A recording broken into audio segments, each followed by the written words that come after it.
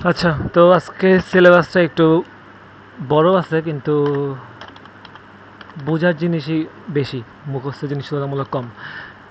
প্রথম স্লাইড যেটা OS introduction slide, ওখানে তেমন বেশি কিছু নাই। কম্পিউটার আর্কিটেকচারের একটা ব্লক ডায়াগ্রাম। এই যে ডায়াগ্রামটা দেওয়া আছে এটা টার্মের জন্য ভালো, কিন্তু সিটির মধ্যে অত লাগবে না। কম্পিউটার হার্ডওয়্যার সাথে সিস্টেম অ্যাপ্লিকেশন আর প্রোগ্রাম যে অপারেটিং সিস্টেমের মাধ্যমে একটা ইন্টারফেস তৈরি করে সেটা। তারপর এই যে এই ডায়াগ্রাম, সেম ডায়াগ্রামটাই। এরপর অপারেটিং সিস্টেমের গোল কি, ওগুলো বলার মতো তেমন কিছু নেই। কেন স্টাডি করব,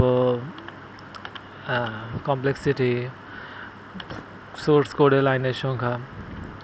এই যে অপারেটিং সিস্টেম ভিউস, এটা একটা দেওয়ার মতো প্রশ্ন, ছোট একটা 10 মার্ক 5 মার্কের প্রশ্ন হিসেবে, যে আমার অপারেটিং সিস্টেমের মেইন কাজ কি। ওটা রিসোর্স অ্যালোকেটর, কন্ট্রোল প্রোগ্রাম আর কার্নেল। রিসোর্স অ্যালোকেটর কি, এটা সফটওয়্যার হার্ডওয়্যারের জন্য সফটওয়্যার হার্ডওয়্যার অ্যালোকেট করে কম্পিউটারের জন্য, আর ওগুলো ম্যানেজ করে। এরপর কন্ট্রোল প্রোগ্রাম কি, প্রোগ্রামের এক্সিকিউশন কন্ট্রোল করে, আইও অপারেশন, আইও ডিভাইসের ওগুলো কন্ট্রোল করে। আর কার্নেল তো হচ্ছে আমার ব্রেইন, যেটা সব কিছুই কন্ট্রোল করে মেইনলি। সব কিছুই কার্নেলের থ্রু যায়, কার্নেলের কাছে পারমিশন চাই, পারমিশন দিলে কার্নেলের মাধ্যমে সেটা এক্সিকিউট হয়। প্যারালাল কম্পিউটিং সিস্টেম আর ডিস্ট্রিবিউটেড কম্পিউটিং সিস্টেম, দুই রকমের কম্পিউটিং সিস্টেম আছে। রিয়েল টাইম সিস্টেম আর একটা। আর কোর্সের আউটলাইন, এটা তেমন লাগবে না। এক স্লাইড শেষ, ওয়াও। Next, process. আচ্ছা, এটা একটু বড়। তো প্রসেসের মধ্যে কি কি আমরা কভার করবো, প্রসেসের কনসেপ্ট কি, স্কেজুলিং কি, এরপর অপারেশনস কি কি আছে, ইন্টারপ্রসেস কমিউনিকেশন, যেটা ইটসেলফ একটা বড় টপিক। তো অবজেক্টিভ ওগুলো লাগবে না। আচ্ছা, প্রসেস মেইনলি কী জিনিস, জব আর প্রসেস এখানে ইন্টারচেঞ্জেবলি ইউজ করা হবে। এখন দুই রকমের অনেক রকম প্রোগ্রাম আছে। ব্যাচ সিস্টেমকে জব আকারে দিচ্ছে, আর টাইম শেয়ার সিস্টেমসকে ইউজার প্রোগ্রাম ও টাস্ক। এখন প্রসেস হচ্ছে একটা প্রোগ্রাম যেটা এক্সিকিউট করে, এবার process must progress in sequential ফ্যাশনে প্রোগ্রেস করবে, আর মাল্টিপল পার্ট থাকতে পারে, যেমন text section, program counter, stack, data section, heap, এইসব। এখন প্রোগ্রাম হচ্ছে একটা এন্টিটি যেটা আমার ডিস্কের মধ্যে থাকে। প্রসেস হচ্ছে অ্যাক্টিভ। প্রোগ্রামটা প্রসেস হবে যদি এক্সিকিউটেবল ফাইলটা আমার র্যামে লোড করা হয়। হার্ড ডিস্ক থেকে র্যামে লোড করা হইলে তখন ওটা একটা প্রসেস হবে। আর ওগুলো তো জানো। এখন ডায়াগ্রামটা, ভালো ডায়াগ্রাম পরে আছে, এর থেকে সুন্দর একটা ডায়াগ্রাম আছে। প্রসেসে এক্সিকিউশনের সময় ওর স্টেট চেঞ্জ করে, যেমন প্রসেসে কয়েক রকম স্টেট আছে। নতুন হইলে নিউ, রানিং বর্তমানে রানিং অবস্থায়, ওয়েটিং কোনো কারণে ওয়েট করতেছে, রেডি মানে বর্তমানে রেডি অবস্থায় আছে, অ্যান্ড পরেই ওই রিকোয়েস্ট করতে পারে, যে কোনো সময় রিকোয়েস্ট করতে পারে যে হ্যাঁ আমি এখন এক্সিকিউশনে যেতে চাই। আর টার্মিনেটেড, ওকে ওর এক্সিকিউশন শেষ। প্রসেসের স্টেটের ডায়াগ্রামটা ইম্পর্ট্যান্ট, কিন্তু সিটির জন্য অত বেশি একটা না। নিউ থেকে রেডি, রেডি অবস্থায় যখন আসে, রেডি থেকে রানিং অবস্থায় যাবে, কিন্তু কোনো ইন্টারাপ্ট যদি হয় তাহলে ও আবারও রেডি স্টেটে ব্যাক যাবে, অ্যান্ড আবার রানিং হওয়ার জন্য ওকে রেডি স্টেটের মাধ্যমেই রানিংয়ে আসতে হয়।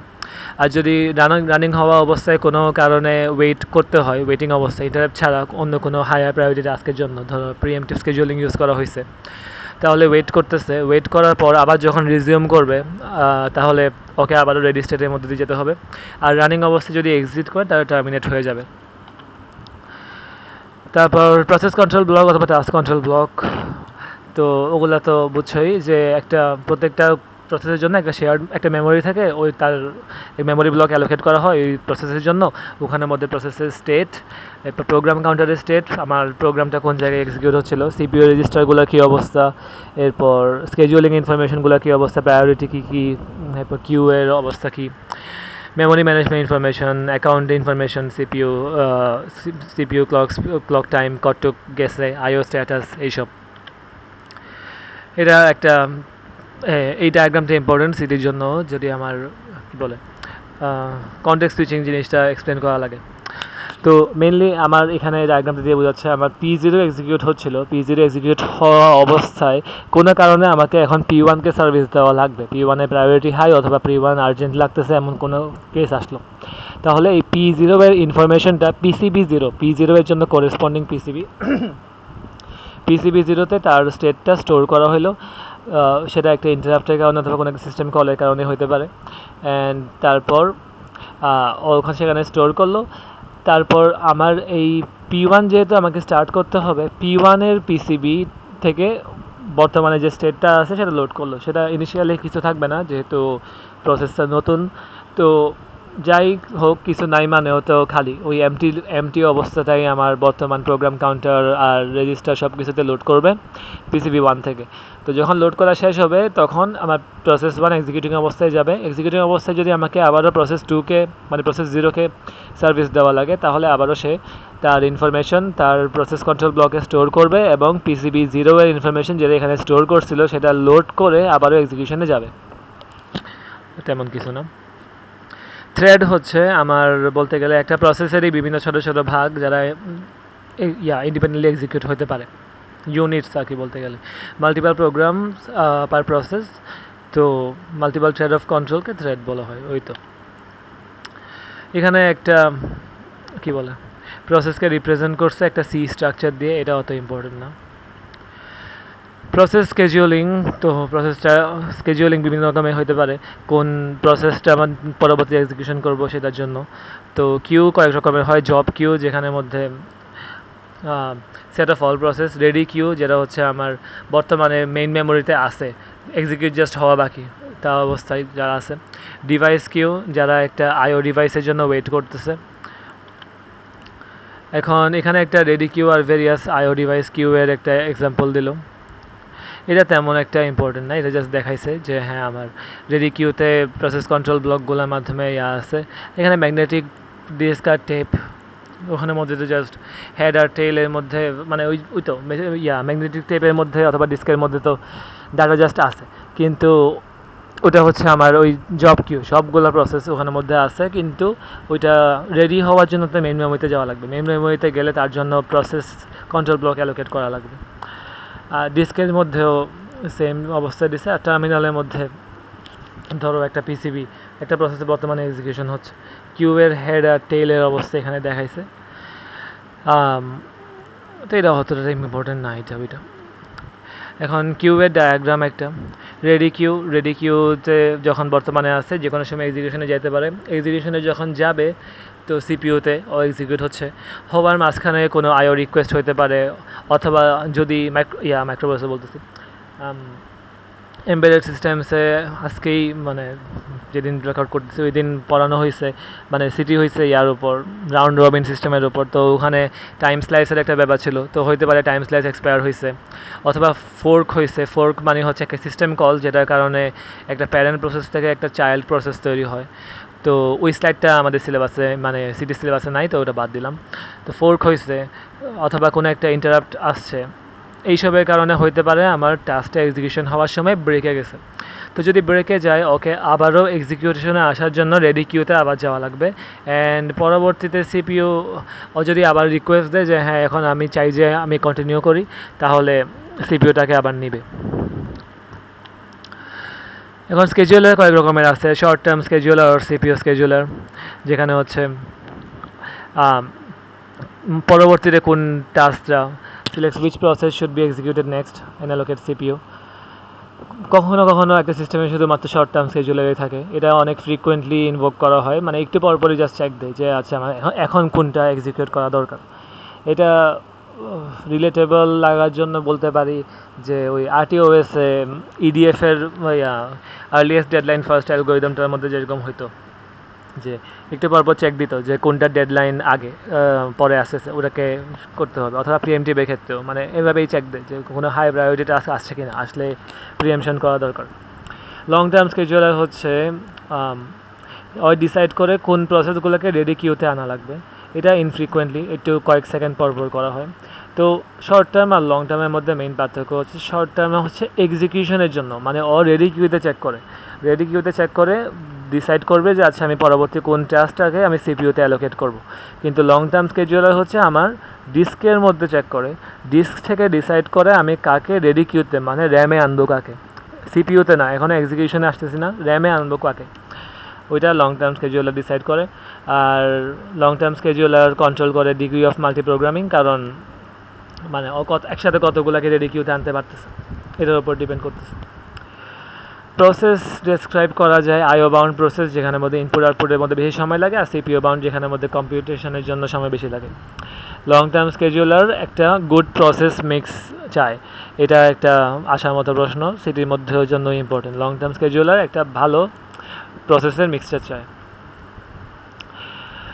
এরপর এখানে একটা ম্যাথ দিচ্ছে যে প্রসেস 10 মিলি সেকেন্ড লাগে, তো to be decided for a go and it takes 100 millisecond to be executed. CPU usage হচ্ছে 110, মানে 100 মিলি সেকেন্ড এক্সিকিউশন আর 10 মিলি সেকেন্ড তো রেডি হইতে, তো 110 মিলি সেকেন্ড এর মধ্যে 10 মিলি সেকেন্ড ডিসাইড হওয়ার জন্য লাগে, তাহলে 100 মিলি সেকেন্ডের মধ্যে 9%, এখানে 9 আসবে, তো 9% অফ সিপিইউ জাস্ট ওই স্কেজুলিংটা হওয়ার জন্য, রেডিতে আসার জন্যই হয়, ইউজ করা হয়। এটা আরেকটা একটু বড় করে এক্সাম্পল দিছে, বাট সেম। আরেকটা আছে মিড টার্ম স্কেজুলার। মিড টার্ম স্কেজুলার হচ্ছে degree of multiple programming need to increase or decrease. যদি আমার প্রসেসকে রিমুভ করা লাগে, মানে অনেকগুলো প্রসেস একসাথে চলতেছে, আমি কিছু প্রসেসকে বর্তমানে রিমুভ করবো অথবা কিছু প্রসেসকে অ্যাড করবো, এইসব জিনিসপাতি। Remove process from memory, store on disk, bring them back from disk to continue execution, মানে সোয়াপিং জিনিসটা হওয়ার জন্য আর কি। মাল্টিপ্রোগ্রামিং মানে কি, মাল্টিপল প্রোগ্রাম একসাথে রান করা হয়, তাহলে ওই সবসময় তো আর সব প্রোগ্রাম আমার লাগতেছে না, মাঝখানে হইতে পারে যে কোনো একটা প্রসেসের কাজ শেষ অথবা বর্তমানে ইরেলেভেন্ট, তো এই জন্য ওকে আমি আবার ডিস্কে পাঠিয়ে দিলাম, আবার নতুন কোনো একটা প্রসেস রেলেভেন্ট হলে ওকে ডিস্ক থেকে আনলাম। তো এটার জন্য আমার জাস্ট এই এক্সট্রা ব্লক একটা অ্যাড হয়েছে আগের ছবিটার মধ্যেই, যে এখন ও চাইলে কোনো একটা প্রসেসকে সোয়াপ আউট করে ডিস্কে রেখে দিতে পারে। তো পার্শিয়ালি এক্সিকিউটেড সোয়াপড আউট প্রসেসেস আর এখানে থাকবে। এখন এটা হচ্ছে ডিস্কের মধ্যে আছে, আর এখন যদি ও আবার চায় যে আচ্ছা আমার এগুলোকে আমি আবার এক্সিকিউশনে আনতে চাই, তাহলে আবার অলরেডি কিউয়ের মধ্যে নিয়ে আসতে পারে। মাল্টিটাস্কিং ইন মোবাইল সিস্টেম, তো এখানে আইওএসের একটা এক্সাম্পল দিচ্ছে। আইওএসের কোনো এক ভার্সনে মেবি যে একটা সিঙ্গেল ফোরগ্রাউন্ড প্রসেস থাকা যেত, কিন্তু মাল্টিপল ব্যাকগ্রাউন্ড প্রসেস থাকতে পারে। আর অ্যান্ড্রয়েডের ক্ষেত্রে হচ্ছে এই লিমিটটা কম, ব্যাকগ্রাউন্ড প্রসেসের মধ্যে একটা সার্ভিস ইউজ করে to perform task. Service can be keep running, background process suspend করা হলেও ওই সার্ভিসটা রান করতে থাকে। এগুলো এত পরীক্ষার জন্য ইম্পর্টেন্ট না। কনটেক্সট সুইচিং, এটা একটা ইম্পর্টেন্ট টপিক, একটু আগে তো ডায়াগ্রাম দিয়ে যেটা ব্যাখ্যা দিয়েছিলাম মেনলি ওইটাই, যে system must save the state, মানে কনটেক্সট সুইচ করা মানে কি, ও হচ্ছে এক কনটেক্সট থেকে আরেক কনটেক্সটে জাম্প করতেছে। একটা প্রসেসে বর্তমানে এক্সিকিউশনে ছিল, এখন অন্য আরেকটা প্রসেসে ওকে এক্সিকিউশনে যাওয়া লাগতেছে, যাওয়ার জন্য তাকে আগের প্রসেসের যেটা আগে এক্সিকিউশনে ছিল তার ইনফরমেশন স্টোর করে রাখা লাগবে, যাতে করে আবার লোড করে পরবর্তীতে যখন আবার ব্যাক করবে তখন ওই পূর্ববর্তী প্রসেসের কনটেক্সট আগে থেকে জানে। তো এটা মেনটেনের জন্য আমার এক জায়গায় স্টোর করা লাগবে, সেটা স্টোর করা হয় প্রসেস কন্ট্রোল ব্লকে পিসিবিতে। অ্যান্ড এই তো কনটেক্সট সুইচ একটা অনেক এক্সপেন্সিভ প্রসেস, তো এটা প্রেফার করা হয় যাতে করে এটা যতটা কমানো যায় নর্মাল অপারেটিং সিস্টেমের ক্ষেত্রে। আরটিওএসের ক্ষেত্রে ওরা এটাকে অত পাত্তা দেয় না, কারণ আরটিওএসের ক্ষেত্রে মেইন প্রায়োরিটি হচ্ছে হাই প্রায়োরিটি টাস্কে এক্সিকিউশনে নেওয়া, কিন্তু জেনারেল পারপাস অপারেটিং সিস্টেমে কনটেক্সট সুইচিংটাকে যতটা সম্ভব রিডিউস করা হয় তত ভালো। এখন এখানের মধ্যে কিছু বলছে যে আচ্ছা মোর কমপ্লেক্স ওএস, যত কমপ্লেক্স ওএস হবে তত লঙ্গার টাইম লাগবে, এই জন্য এটা প্রায়োরিটি, না হলে অনেক টাইম চলে যাবে একটা সিম্পল কাজ করতে গেলেও। এটা ডিপেন্ড করতেছে হার্ডওয়্যারের উপর। এরপর system must provide mechanism for process creation termination. এখন প্রসেস ক্রিয়েশন, একটা প্যারেন্ট প্রসেস একটা চাইল্ড প্রসেসকে ক্রিয়েট করতে পারে, যেটা বলছিলাম ফোর্ক সিস্টেম কলের মাধ্যমে, যেটা আপাতত সিলেবাসে নাই। আর প্রত্যেকটা প্রসেসের একটা প্রসেস আইডেন্টিফায়ার আছে, যেটাকে পিআইডি বলা হয়। প্যারেন্ট আর চাইল্ডের মধ্যে সব রিসোর্স শেয়ার করা হয়, চাইল্ড কিন্তু প্যারেন্টের রিসোর্সের একটা সাবসেট ইউজ করে। তো বলতে গেলে মেইন রিসোর্সগুলো প্যারেন্টেরই, চাইল্ড প্যারেন্টেরগুলো শেয়ার করে এমন আর কি। প্যারেন্ট আর চাইল্ডের মধ্যে কোনো রিসোর্স শেয়ার করা হয় না, আমি মানে একটু কন্ট্রাডিক্টরি হয়ে গেছে, কিন্তু মেনলি বলতেছি কি বলে প্যারেন্টও ইউজ করতেছে, চাইল্ড সেম রিসোর্স ইউজ করবে না আর কি, কিন্তু ওর জন্য যে অ্যালোকেট করা ব্লক ওই ব্লকের মধ্যেই তো থাকবে, এরা বলতেছে এটা মেন করতে। আর execution option, parent and child কনকারেন্টলিও এক্সিকিউশন হতে পারে, অথবা প্যারেন্ট ওয়েট করতে পারে যে চাইল্ড শেষ হইলে তারপরও এক্সিকিউশন করবে। এখানে একটা ট্রি অফ প্রসেস দিল, প্রসেস ক্রিয়েশন। তো এই তো এখানে দিল একটা ফোর্ক সিস্টেম কলের মাধ্যমে চাইল্ড তৈরি হয়েছে, চাইল্ড এক্সিকিউশন হচ্ছে, প্যারেন্ট ওয়েট করতেছে, যখন চাইল্ড এক্সিট করবে তখন প্যারেন্ট রিজিউম করবে। এই তো ইউনিক্সের মধ্যে ইএক্সইসি হচ্ছে এই সিস্টেম কলটা ইউজ করা হয় after a fork to replace the processes memory with a new programme. আমার প্রসেসটাকে নতুন একটা প্রোগ্রাম দিয়ে রিপ্লেস করার জন্য ইএক্সইসি ইউজ করা হয়। কারণ আগে যখন মানে শুধু ফোর্ক যদি ইউজ করি তাহলে প্যারেন্টের আইডেন্টিক্যাল একটা চাইল্ড তৈরি হয়, মানে প্যারেন্ট আর চাইল্ড বর্তমানে বলতে গেলে সেম দেখতে। এখন যদি আমি চাইল্ডের জন্য কোনো নতুন কিছু চাই, যে নতুন করে নতুন একটা প্রোগ্রাম লোড করাতে চাই চাইল্ড হিসেবে, তাহলে আমাকে ইএক্সইসি ইউজ করা লাগবে। তো এখানে একটা সি প্রোগ্রামিং এক্সাম্পল দিচ্ছে যে আমার ফোর্কে child process PID equal fork, তো আমার প্যারেন্ট থেকে একটা চাইল্ড তৈরি হইলো। If PID is less than zero হওয়া মানে হচ্ছে আমার ফোর্ক হওয়া হয় নাই। আর আমার যদি পিআইডি 0 হয় তাহলে আমি বর্তমানে চাইল্ড প্রসেসের মধ্যেই আসি। আর যদি আমার পিআইডি 0 বাদে কোনো পজিটিভ নাম্বার হয় তাহলে বর্তমানে আমি প্যারেন্টে আছি। তো পিআইডি 0 মানে হচ্ছে আমি চাইল্ডে, আর পিআইডি মানে কি বলে অন্য কিছু হইলে, পজিটিভ কোনো কিছু হইলে আমি প্যারেন্টে আছি। তো parent will wait for child to complete, তো আমি ওয়েট দিয়ে রাখছি। আর যখন আমার ওয়েট করা শেষ হয়ে যাবে তখন দিবে কিছু একটা প্রিন্ট করলো যে চাইল্ড শেষ হয়েছে। প্রসেস টার্মিনেশন, তো আজ for operating system deleted, exit system কলের মাধ্যমে অপারেটিং সিস্টেমকে বলে যে আমার প্রসেসের কাজ শেষ, ডিলিট করো। আর return status data from child to parent. এখন এই ওয়েট কলটা আসলে অনেক ইম্পর্টেন্ট, এটা একটু পরে যখন বলবো তখন বোঝা যাবে। কিন্তু ওয়েট কলটা দিয়ে মেনলি চাইল্ড যখন শেষ হয় ও কিন্তু স্টিল মেমোরিতে জায়গা নিয়ে রাখে, যদিও চাইল্ড এক্সিট কল করে নিজে। এক্সিট কল করার কারণে ও সিপিইউ থেকে সরে যায়, ঠিক আছে, কিন্তু তার জন্য যে অ্যালোকেটেড মেমোরি ব্লকটা ওটা কিন্তু স্টিল থেকে যায়। ওইটা ক্লিয়ার করে কোন সময়, এই ওয়েট কলের মাধ্যমে।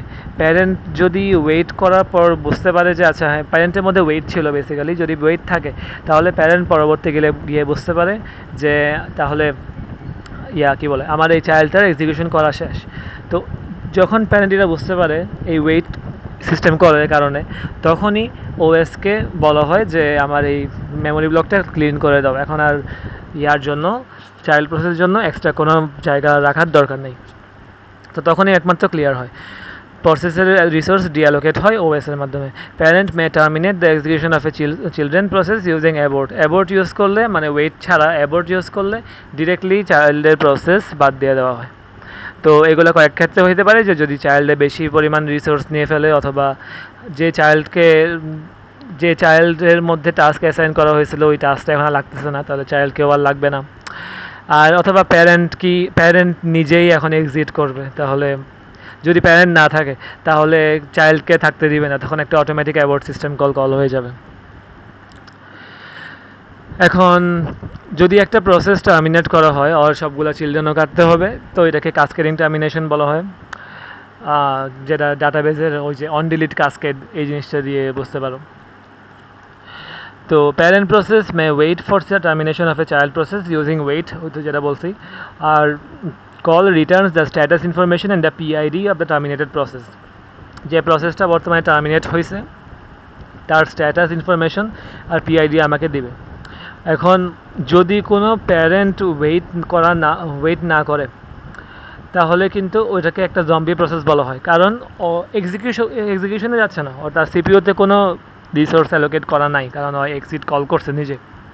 কিন্তু তার জন্য যে মেমোরি রিসোর্স অ্যালোকেট করা হয়েছিল ওইটা কিন্তু স্টিল আছে, তো ওইটা ক্লিয়ার করা হয়নি, এই জন্য ওটাকে একটা জম্বি প্রসেস বলা হয়।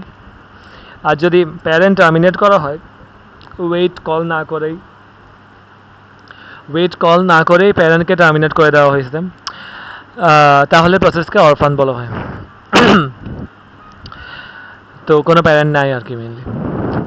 এখন হ্যাঁ, এটা অরফান প্রসেস হইতে পারে যদি মানে অ্যাবোর্ট কল করা না হয়, ওয়েট অথবা অ্যাবোর্ট কল না করলে তো অরফান হয়ে যাবে, কারণ কোনো প্যারেন্ট থাকবে না।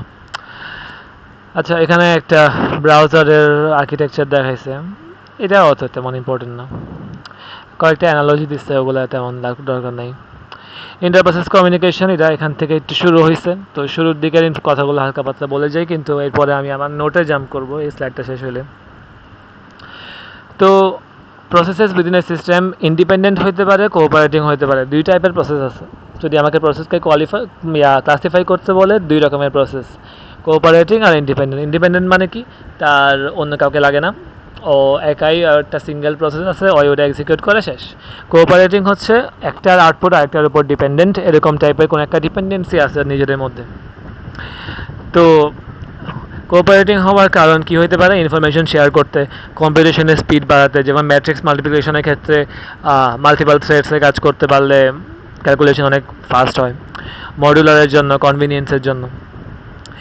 কোঅপারেটিং প্রসেসের জন্য ইন্টার প্রসেস কমিউনিকেশন দরকার হয়। তাতে বোঝা যাচ্ছে দুইটা মডেল আছে আইপিসির, একটা হচ্ছে শেয়ার্ড মেমোরি, একটা হচ্ছে মেসেজ পাসিং। এখন শেয়ার্ড মেমোরিটা হচ্ছে কোনো একটা প্রসেস নিজেই বলবে যে হ্যাঁ আমি ওই অন্য আরেকটা প্রসেসের সাথে মেমোরি শেয়ার করতে চাই, তাহলে যে প্রসেস বলছে যে আমি মেমোরি শেয়ার করতে চাই, তার রিসোর্সেরই একটা অংশ অ্যালোকেট হয়ে যাবে যে আচ্ছা এই এরিয়াটা আমি মেমোরি শেয়ার্ড মেমোরি হিসেবে ইউজ করব। তো প্রসেস বি তখন ওই শেয়ার্ড মেমোরির এরিয়াটাতে অ্যাক্সেস করতে পারবে, তখন এই দুইটা প্রসেসই একটা সিঙ্গেল মেমোরি স্পেসকে অ্যাক্সেস করতে পারবে। এখানে একটু সিঙ্ক্রোনাইজেশন ইস্যু, একটু না অনেক ইস্যু আছে, এটা পরে গিয়ে জানতে পারবো। আর মেসেজ কিউ ফ্যাশনটা হচ্ছে একটা কিউ থাকে, ওই কিউতে দুইটা প্রসেসই কিউয়ের সাথে ইন্টারাক্ট করতে পারে, যে মেসেজগুলো কিউতে পোস্ট করতে থাকবে, যেটা আমার একটা ফিফো অথবা লিফো ফ্যাশনে বিল্ড আপ হইতে থাকবে, আর অন্য প্রসেস ওখান থেকে প্যান্ড ইউজ করে সেখান থেকে মেসেজগুলো নিতে পারবে যে অর্ডারে দেওয়া হয়েছিল সেই অর্ডারেই। তো এই দুইটা হচ্ছে কমিউনিকেশনের মডেল। আর শেয়ার্ড মেমোরিতে এখানে বলা হয়েছে যে process to continue communication is under the control of the user process, not the operating system. Major issue কি, যেটা হচ্ছে আমার সিঙ্ক্রোনাইজেশন। আর মেসেজ পাসিং কি, mechanism for communication and synchronizing their actions. আর message system process communicate with each other without resorting to shared variable, নিজেদের মধ্যে মানে কোনো শেয়ার্ড ভেরিয়েবল ছাড়াই কমিউনিকেট করতে পারে। তো সেন্ডার রিসিভ ফাংশন আছে, মানে পোস্টার পেন না, সেন্ডার রিসিভ হচ্ছে কী বলে স্ট্যান্ডার্ড, এটার জন্য। মেসেজের সাইজ ফিক্সড হতে পারে, ভেরিয়েবল হতে পারে। পি আর কিউ প্রসেস যদি কমিউনিকেট করতে চায়, ওদের একটা কমিউনিকেশন লিঙ্ক এস্টাবলিশ করা লাগে। এখন ইমপ্লিমেন্টেশনে অনেক রকম ইস্যু হতে পারে, যে কীভাবে লিঙ্ক এস্টাবলিশ করব, অথবা আমি কি ওই লিঙ্কটা মোর দেন টু প্রসেসের মধ্যে করব, অ্যালোকেট করতে পারি কিনা, অ্যাসোসিয়েট করতে পারি কিনা। তারপর কতগুলো লিঙ্ক লাগবে আমার এভরি পেয়ার অফ প্রসেসের জন্য, লিঙ্কের ক্যাপাসিটি কি, আর সাইজ অফ মেসেজ কি, ইউনিডিরেকশন লাগে বাই ডিরেকশনাল, অনেকগুলো আছে। ইমপ্লিমেন্টেশন দুই রকমের হতে পারে মেসেজ পাসিংয়ের। ফিজিক্যাল ইমপ্লিমেন্টেশন হচ্ছে আমার শেয়ার্ড মেমোরি দিয়ে, হার্ডওয়্যার, বাস দিয়ে, নেটওয়ার্ক দিয়ে। লজিক্যাল তো direct or indirect, synchronous or asynchronous, automatic or explicit buffering. এগুলোর ব্যাখ্যা একটু পরে খাতায় গেলে বুঝতে পারবা। ডিরেক্ট কমিউনিকেশন তো মানে এখানে লজিক্যালগুলো কথা বলছে। ডিরেক্ট কমিউনিকেশন তো সেন্ড আর receive, send message to P, receive message from Q. Properties কী কী, তো লিঙ্কগুলো অটোমেটিক এস্টাবলিশ করা হয়, link associated with exactly one pair of process. দুইজনের মধ্যে জাস্ট কমিউনিকেশন হবে ডিরেক্টের ক্ষেত্রে, দুইজন, জাস্ট পি আর কিউ, আর কেউ নাই। আর between each pair there exist exactly one link, তো একটা লিঙ্কের মাধ্যমে দুইজন কানেক্টেড। লিঙ্কগুলো ইউনিডিরেকশনাল হতে পারে, ইউনিডিরেকশনাল হইলে এটাকে পাইপ বলা হবে, আর বাই ডিরেকশনাল হতে পারে। আর ইনডিরেক্ট কমিউনিকেশনের মধ্যে আছে মেসেজ আর directed and receive from mailboxes. Mailbox হচ্ছে একটা সেন্ট্রাল হাব অথবা সেন্ট্রাল বক্স, ওইখানে কী বলে মেসেজ আসে, আর মাল্টিপাল প্রসেস ওখানে যুক্ত থাকে, দুইয়ের অধিক প্রসেসে যুক্ত থাকে সচরাচর। তো ওখানের মধ্যে মেসেজ আসে, তো অন্য যে প্রসেসগুলো কানেক্টেড তাদের মধ্যে কেউ একজন মেসেজগুলো নেয়। এখন কে নিবে মেসেজটা, এটাও ডিপেন্ড করতেছে কয়েকটা কেসের উপর, যেগুলো খাতে আসলে বলা যাবে। তো প্রত্যেকটা মেল বক্সে একটা ইউনিক আইডি থাকে, প্রসেস কমিউনিকেশন করে যদি ওদের মধ্যে একটা শেয়ার্ড মেল বক্স থাকে তাহলে। তো প্রপার্টিস কী কী, একটা কমন মেল বক্স আছে, এরপর link associated with many process, আর each pair of processes may share several communication link, মানে দুইটা প্রসেসের মধ্যে কমিউনিকেশন লিঙ্ক কয়েক রকমের হতে পারে, মানে মাল্টিপাল লিঙ্ক থাকতে পারে। তো একটা লিঙ্কেরই একটা ইয়া দিছে, মানে একটু আগে যেটা বলছি ওই তো মেইল বক্সের কনটেক্সটে বলবো। এখন অপারেশন আছে create a new mail box port, send and receive messages through mail box আর destroy a mail box. Send a message to mail box A, receive message from mail box A. তো mail বক্সের শেয়ারিংয়ের জিনিসটা হচ্ছে P1 P2 P3 তিনজনে একটা mail box share করতেছে। এখন ধরো P1 একটা মেসেজ পাঠাইলো, P2 আর P3 রিসিভ করবে, তাহলে ওদের মধ্যে কে রিসিভ করবে? যে কোনো একজনকে তো রিসিভ করতে হবে। এমন না যে দুইজনই একসাথে রিসিভ করতে পারবে, মেসেজ রিসিভ করার সাথে সাথে ডিলিট হয়ে যায়। তো এখন এটা কয়েক রকমের সলিউশন হতে পারে, যে আমি একটা কনস্ট্যান্ট দিলাম যে একটা লিঙ্ক মানে একটা মেসেজ শুধুমাত্র দুইটা প্রসেসের মধ্যেই থাকবে। তো allow link to be associated with at most two processes, only one process at a time to execute a receive operation at a time শুধুমাত্র একটা প্রসেসই এক্সিকিউট করতে পারবে। তো তখন P2 রিসিভ করতে চাইলে P3 কে বসে থাকা লাগবে। আর আরেকটা হতে পারে যে সিস্টেমকে আমি আরবিট্রারিলি চুজ করতে দিলাম, র্যান্ডম যাকে চুজ করছে তাকে একটা নোটিফিকেশন দেওয়া হলো যে হ্যাঁ তোমাকে চুজ করা হয়েছে, তুমি এখন মেসেজটা পাবা। সিঙ্ক্রোনাইজেশন কয়েক রকমের হয়, ব্লকিং আর নন ব্লকিং। ব্লকিং হচ্ছে সিঙ্ক্রোনাস, তো blocking sender is blocked until message is received, blocking receiver blocked until message is received. তো ব্লকিং তো বুঝছোই, যে যখন আমি কি বলে মেসেজটা পাওয়ার আগ পর্যন্ত সেন্ডারকে কোনো কিছু সেন্ড করতে দেব না। আর রিসিভার একটা মেসেজ কি বলে অ্যাভেলেবল হওয়ার আগ পর্যন্ত ওই ব্লক হয়ে বসে থাকবে। তো এটা একটু কি বলছে, মানে ভাষাটা একটু অন্যরকম। The sender is blocked until the message is received. Sender block হয়ে থাকবে যতক্ষণ না মেসেজ রিসিভ করা হইল। আর ব্লকিং রিসিভ, তো রিসিভ করবে না যতক্ষণ ওই মেসেজ অ্যাভেলেবল বলতে বুঝেছে ওই যে সেন্ডার পাঠাইছে বলে এখন একটা মেসেজ অ্যাভেলেবল। তো যদি কোনো মেসেজ নাই থাকে তাহলে হয় কি রিসিভ করবে, তো ওই হিসেবে লিখছে। আর নন ব্লকিংকে অ্যাসিনক্রনাস বলা হয়। তো নন ব্লকিং সেন্ড হচ্ছে জাস্ট মেসেজ সেন্ড করে ওই নিজের মতো কাজ করতেছে, হইতে পারে আরও একটা মেসেজ পাঠালো। আর নন ব্লকিং রিসিভ হচ্ছে ও একটা ভ্যালিড মেসেজ রিসিভও করতে পারে, অথবা হইতে পারে কোনো কিছু সেন্ড করেই নাই ওই তাও রিসিভ করার ট্রাই করতেছে, ওই ক্ষেত্রে ওই নাল পাইলো। এখন যদি সেন্ড আর রিসিভ দুইটাই ব্লকিং হয়, একটু আগে যেটা বলছিলাম ব্লকিং সেন্ড আর ব্লকিং রিসিভ, তাহলে ওটাকে রেন্ডেস বাস বলা হয়। এখন buffering queue of messages attached to link implemented in one of three ways. Zero capacity buffering just হচ্ছে আমার একটা শেয়ার্ড মেমোরি অ্যাসপেক্টের মতো অবস্থা। এখন ওখানের মধ্যে আমার মেসেজগুলো ওখানে অ্যাড করা হবে আর কি, মেসেজ কিউটা মেইনলি। তো জিরো ক্যাপাসিটি কোনো মেসেজ আর মানে কিউ করা নাই, তো sender must wait for receiver. তো একটা মেসেজ আর কি, একটা সিঙ্গেল মেসেজ পাস করানোর। তো কি বলে যদি সেন্ডার মেসেজ পাঠায় তাহলে রিসিভারকে ওটা রিসিভ করতেই হবে, রিসিভ করলেই ওই পরবর্তীতে আরেকটা পাঠাতে পারবে। বাউন্ডেড ক্যাপাসিটি হচ্ছে একটা ফাইনাইট লেংথ আছে যে আমি এনটা মেসেজ পাঠাতে পারবো। তো যদি আমার সবগুলো এনটা মেসেজ পাঠানো হয়ে যায় তাহলে ফুল হয়ে যাবে, তো ওই ক্ষেত্রে ওকে ওয়েট করা লাগবে। আনবাউন্ডেড হচ্ছে শুধুমাত্র আমার সিস্টেমের মেমোরির দ্বারা লিমিটেড, যে আমি কতগুলো মেসেজ পাঠাতে পারবো, আর আনলিমিটেড পাঠাতে থাকবে, মেমোরি ফুল হয়ে গেলে তো আর কিছু পারবে না। আর ওইদিকে রিসিভার তো রিসিভ করবেই। কমিউনিকেশন ক্লায়েন্ট সার্ভার সিস্টেমের মধ্যে কমিউনিকেশন, আচ্ছা এগুলো আমি একটু খাতার থেকে বললেই ভালো। এখানে একটু নেটওয়ার্কিং কনসেপ্ট নিয়ে একটু এক্সাম্পল দিচ্ছে, কিন্তু ওগুলো আসলে এখন লাগতেছে না, ওগুলো পরীক্ষার মধ্যেও আসবে না, তো চাইলে আপাতত স্কিপ করে যেতে পারি। হ্যাঁ স্কিপই করি গা। রিমোট প্রসিডিওর কলস abstract the procedure call between process on network system, ওই তো নেটওয়ার্কের জন্য বললাম এটা হিডেন করা, যাই হোক। আচ্ছা আমি একটু খাতায় ব্যাক করি। আচ্ছা তো এখন খাতায় আসি।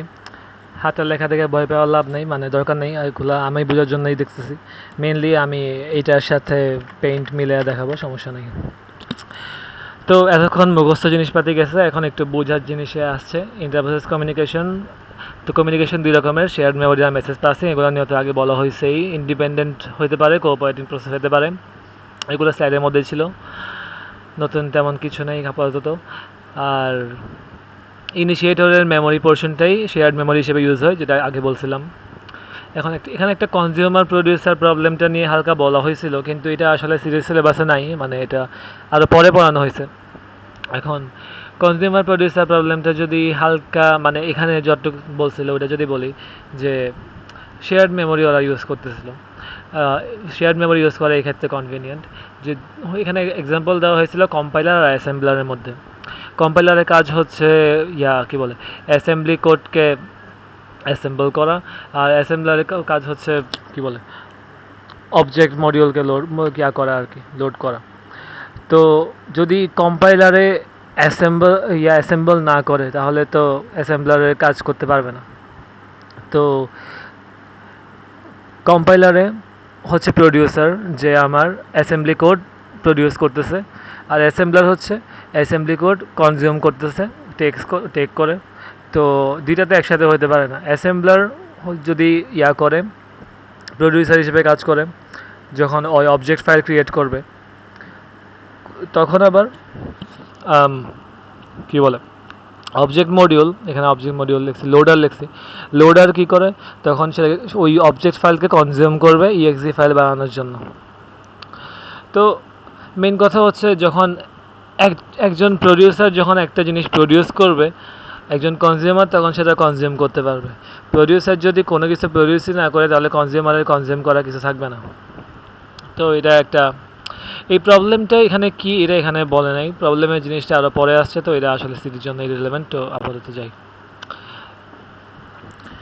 আর মেসেজ পাসিং, তা তো বললাম যে message queue, process A wants to access a message queue, send করতে পারে, আর প্রসেস বি রিসিভ করতে পারে, রিসিভ। ফিক্স সাইজ হইতে পারে, যেটা ইমপ্লিমেন্ট করা ইজি। ভেরিয়েবল সাইজের মেসেজ কিউ হইতে পারে, যেটা একটু ইমপ্লিমেন্ট করা কঠিন কিন্তু প্রোগ্রামিং সহজ।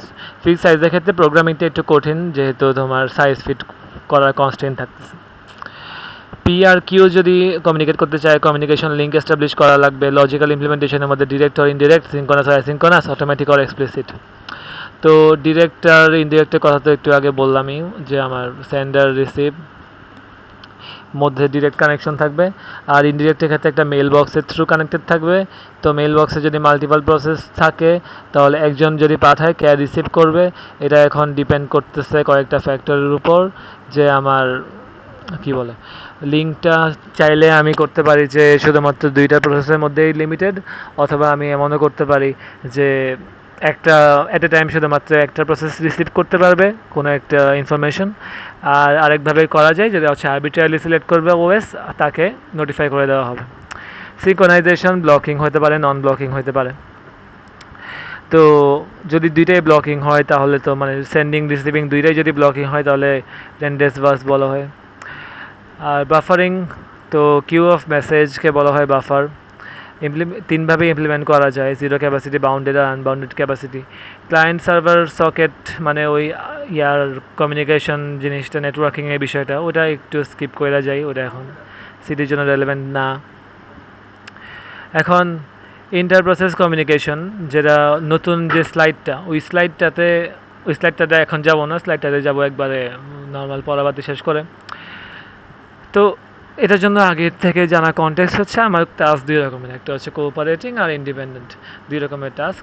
এখন কোঅপারেটিংয়ের জন্যই আমার মেনলি ইন্টার প্রসেস কমিউনিকেশনটা রাখতেছিল। এখন আমার তিনটা ইস্যু আছে এখানে আইপিসির ক্ষেত্রে, যে কিভাবে একটা প্রসেস আর একটা প্রসেসের সাথে ইনফরমেশন শেয়ার করবে। এটা এখন এনশিওর করা যে একটা প্রসেস আর একটা প্রসেসের রাস্তায় আটকায় যাবে না, মানে ওরা একে অপরের সাথে কোলাইড করবে না। আরেকটা হচ্ছে সিকোয়েন্সিং ডিপেন্ডেন্ট, যদি আমার ডিপেন্ডেন্সি থাকে, যে একটা টাস্কের আউটপুটের উপর একটা টাস্ক ডিপেন্ড করতেছে, তাহলে তাদেরকে সিকোয়েন্সিং করা। এই তিনটা আমার এখানে তিনটা সমস্যা কী কী যদি আবার বলি, আমার কিভাবে আমি অ্যাকচুয়াল ইনফরমেশনটা পাস করব, তাদের দুইজনের মধ্যে কোনো কলিশন হওয়া যাবে না, আর যদি ডিপেন্ডেন্সি থাকে তাহলে সিকোয়েন্সটা মেনটেন করতে হবে।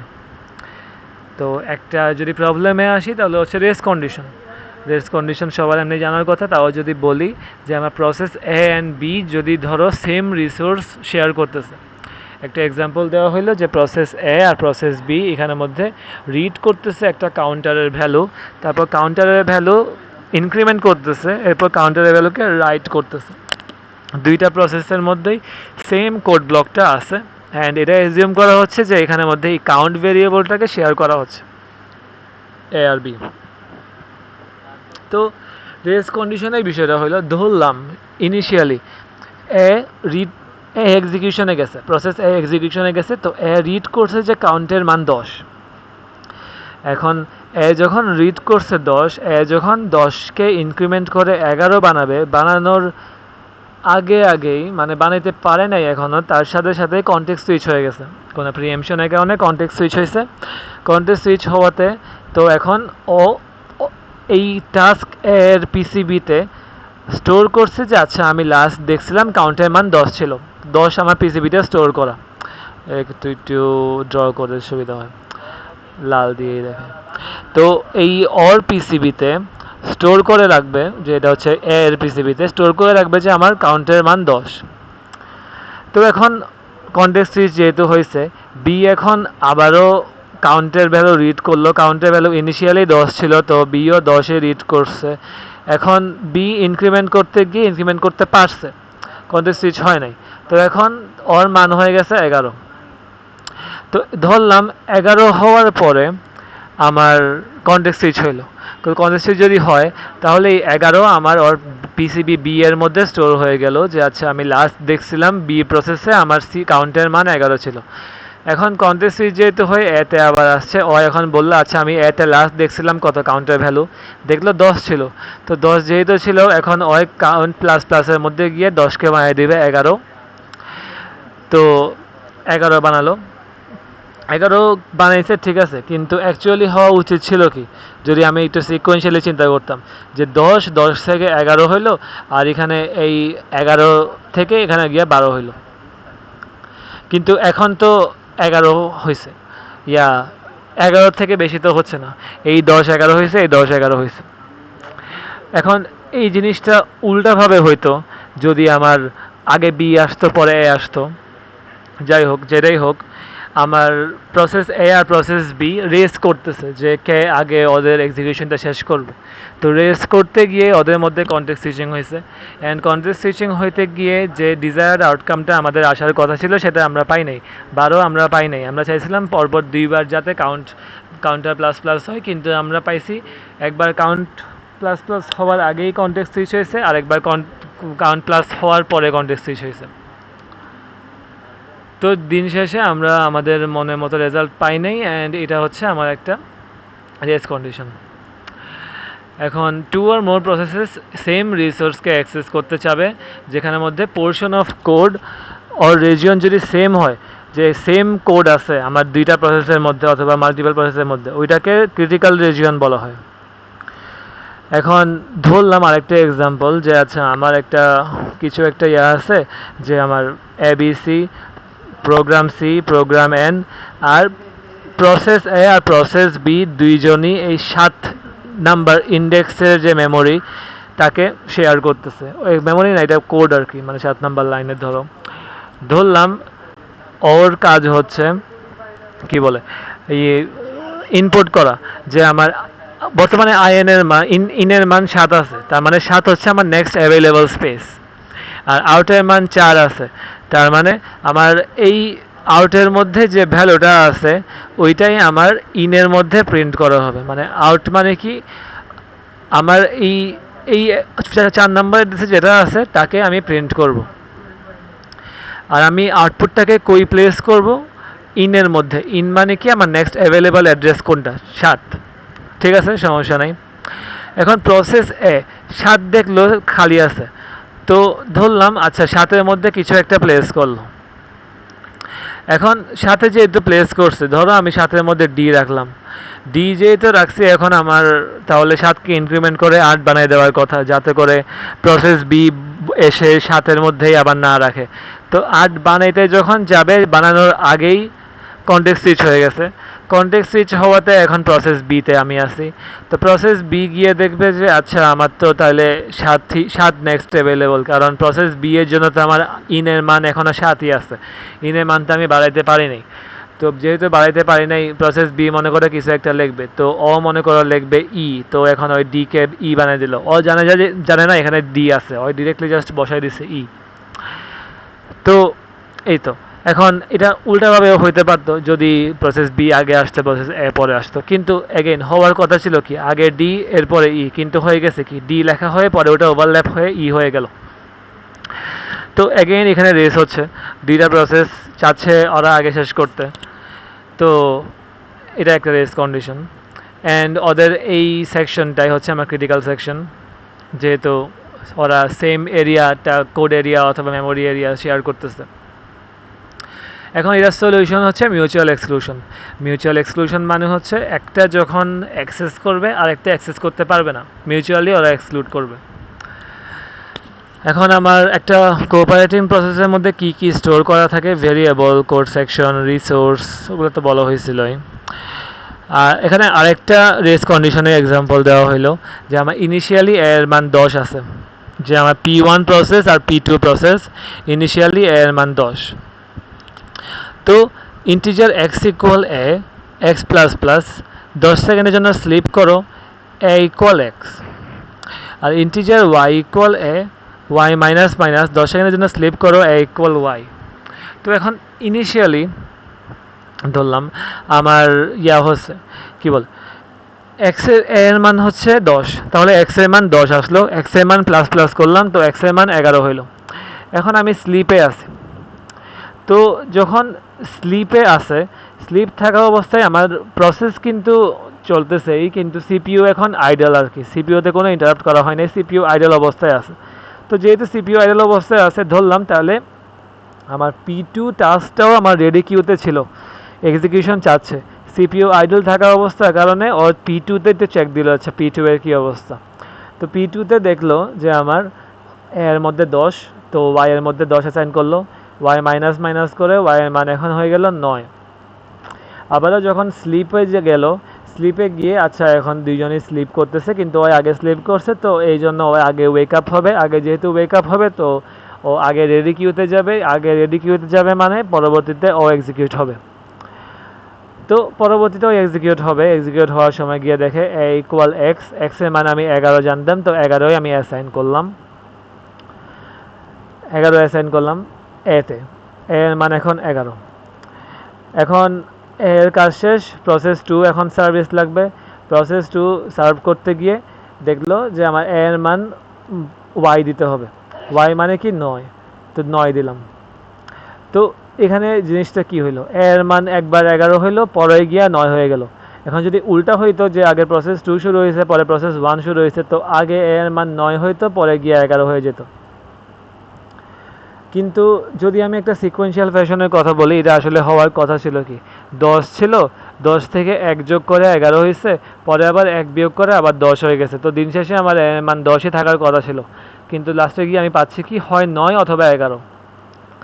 অ্যাগেন এটা একটা রেস কন্ডিশন, সিনক্রোনাইজেশন এখানে হচ্ছে না। এখন 4টা সিনারিও অথবা 4টা সলিউশন কইতে পারো আমার কি বল, যেটা অ্যাচিভ করার আগে যখন আমার এরকম শেয়ার্ড কোড অথবা রিসোর্স ক্রিটিক্যাল সেকশন থাকে।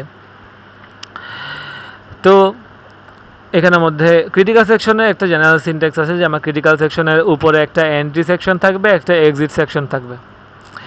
এন্ট্রি আর এক্সিট হচ্ছে আমার ওই ক্রিটিক্যাল সেকশনের জন্যই কোরেসপন্ডিং, এর আগেও অনেক কোড থাকতে পারে, এর পরেও থাকতে পারে, কিন্তু এই ক্রিটিক্যাল সেকশনের জন্য একটা নির্দিষ্ট এন্ট্রি আর এক্সিট সেকশন থাকে। আচ্ছা, এখন এন্ট্রি আর এক্সিট সেকশনকেই মেইনলি কয়েকটা রুল ফলো করা লাগে, যাতে করে এটা এনশিওর করা যায় যে আমার ক্রিটিক্যাল সেকশনের মধ্যে গিয়ে এই সিনক্রোনাইজেশন ইস্যু হবে না। তো রুলগুলো হচ্ছে প্রথমত মিউচুয়াল এক্সক্লুশন, যখন একটা এক্সিকিউট করবে আর একটা ব্লক করে থাকবে যতক্ষণ না পর্যন্ত ওর কাজ শেষ হয়, প্রথমটার কাজ শেষ হয়, মিউচুয়াল এক্সক্লুশন। প্রগ্রেস জিনিসটা হচ্ছে যাতে করে দুইটা টাস্কই মানে আমার অ্যাট হ্যান্ড যাতে প্রগ্রেস করে, এমন যাতে না হয় যে আচ্ছা আমি যেহেতু P1 চাচ্ছে আমি CS এর অ্যাক্সেস নিব, P1 চাচ্ছে আমি ক্রিটিক্যাল সেকশনে যাব, এই জন্য P1 P2কে ব্লক করতেছে যে P2 এখন CS যেতে পারবে না। সিমিলারলি অন্যদিক দিয়ে P2 এটা চিন্তা করতেছে আমি যাব ক্রিটিক্যাল সেকশনে, এই জন্য আমি P1কে ব্লক করে রাখলাম। তো দিন শেষে যদি দুজনেই দুজনকে ব্লক করে রাখে তাহলে তো ওদের মধ্যে কোনো মানে ক্রিটিক্যাল সেকশনে কেউ যেতেই পারবে না, ক্রিটিক্যাল সেকশনে এমটি পড়ে আছে আর নিজেরা আর ওয়েট করতেছে খুদাই। তো এখানে কোনো প্রোগ্রেস হচ্ছে না, এটা অ্যাভয়েড করা লাগবে। বাউন্ডেড ওয়েট, তো বাউন্ডেড ওয়েট হচ্ছে আমি আমার কি বলে যখন একটা প্রসেসের জন্য ওয়েট করবে যে ও এক্সিকিউশনে গেছে, তো আপাতত আমি ওয়েট করতেছি, আর এক্সিকিউশন শেষ হলে আমি করবো, এরকম ওয়েট যখন করতেছে। এখন এটা যদি রিপিটেডলি এরকম হইতে থাকে যে আমার একটা প্রসেসকে বারবার ওয়েট করা লাগতেছে, তাহলে এটাকে বলা হয় সার্ভেশন কন্ডিশন, যে আমার একটা প্রসেস সার্ভ হচ্ছে না, ওকে বারবার অন্য কেউ না কেউ ইন্টারাপ্ট করে দিচ্ছে, প্রিএমশন হয়ে যাচ্ছে, তার কারণে ও কোনো সার্ভিস পাচ্ছে না।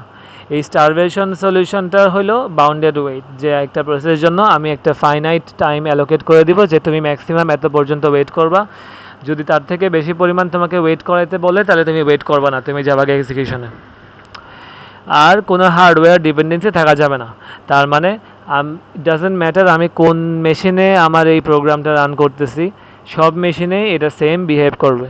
ক্লক স্পিড কও, র্যাম স্পিড কও, অথবা ডিস্কের স্পিড, এসএসডি নাকি হার্ড ডিস্ক, এগুলোর উপর কোনো ডিপেন্ড করবে না আমার প্রোগ্রামের আউটকাম। এই চারটা অবশ্যই অ্যাচিভ করা লাগবে। এই চারটা ইটসেলফ পরীক্ষার একটা ছোটো প্রশ্ন হিসেবে আসার মতো, কিন্তু সিডিতে মনে হয় না তেমন দিবে এখান থেকে। আচ্ছা, এখন একটা একটা করে সলিউশনে আসি, একটু পজ করি, পানি খাই। আচ্ছা, তো প্রথমটা হচ্ছে লগ ভেরিয়েবল। লগ ভেরিয়েবলটা মিউচুয়াল এক্সক্লুশন অ্যাচিভ করার ট্রাই করে। এখন এই কোডটা একটা সিম্পল কোড প্রথমত দেওয়া হয়েছে যে যদি লকের মান 1 হয় তাহলে তাহলে এই তো মানে লকের মান 1 শেষ, আর কিছু না, মানে এখানেই থাকবে। যদি লকের 1 হয় তাহলে ওই ইনফিনিট একটা লুপের মধ্যে আটকে থাকবে যতক্ষণ না লকের মান 0 হয়। লকের মান যদি 0 হয় তাহলে ও ব্রেক করবে, কোনো কারণে যদি লকের মান 0 হয়। তো ব্রেক করলে পরে গিয়ে ও লকের মান 1 করবে, এটা হচ্ছে আমার এন্ট্রি সেকশন। এটা লকের মান 1 করবে, লকের মান 1 করার পরে ও ক্রিটিক্যাল সেকশনে ঢুকবে। ক্রিটিক্যাল সেকশনে নিজের কাজ শেষ করার পরে যখন বের হয়ে যাবে, বের হওয়ার সময় লকের মান 0 করে দেবে। তো এটা দিয়ে মেইনলি কী বোঝাচ্ছে যে লকের মান যখন 0 তখন আমি মিন করতেছি আমার ক্রিটিক্যাল সেকশনে বর্তমানে কোনো টাস্ক নাই। কোনো একটা টাস্ক যদি ক্রিটিক্যাল সেকশনের অ্যাক্সেস নিতে চায় তো আগে চেক করবে যে ক্রিটিক্যাল সেকশন খালি কিনা। এটা ক্রিটিক্যাল সেকশন খালি কিনা এটা ইন্ডিকেট করতেছে যদি আমার লকের মান 0 হয়। লকের মান যদি 1 হয় তাহলে ক্রিটিক্যাল সেকশন বর্তমানে অকুপাইড। তো যেহেতু অকুপাইড তাহলে ও একটা ইনফিনিট লুপে আটকে থাকবে, অথবা সহজ কথায় ওয়েট করতেছে, অথবা স্লিপ মোডে আছে যতক্ষণ না পর্যন্ত আমার লকের মান 0 হয়। লকের মান যদি 0 হয় তার মানে আচ্ছা আমার এখন খালি হয়েছে ক্রিটিক্যাল সেকশনে, আমি এখন যেতে পারি। তো ক্রিটিক্যাল সেকশনে যাওয়ার আগে যেহেতু ও ক্রিটিক্যাল সেকশনে যাচ্ছে এই জন্য ও লকের মানকে 1 করে দেবে। লকের মানকে 1 করে দিয়ে ও এটাই বোঝাচ্ছে যে আচ্ছা তাহলে এখন আমি এই ক্রিটিক্যাল সেকশনের মালিক, তো এখন অন্য কেউ এখানে আসতে পারবে না। তো 0 যেটা বললাম ওই জিনিসটা এখানে এক্সপ্লেন করা হইলো। এখন এখানে একটা সমস্যা আছে। সমস্যা কি? সমস্যা হচ্ছে ধরো আমার এই কন্ডিশনটা স্যাটিসফাই হইলো না, আচ্ছা আমার লকের মান বর্তমানে 0 আছে।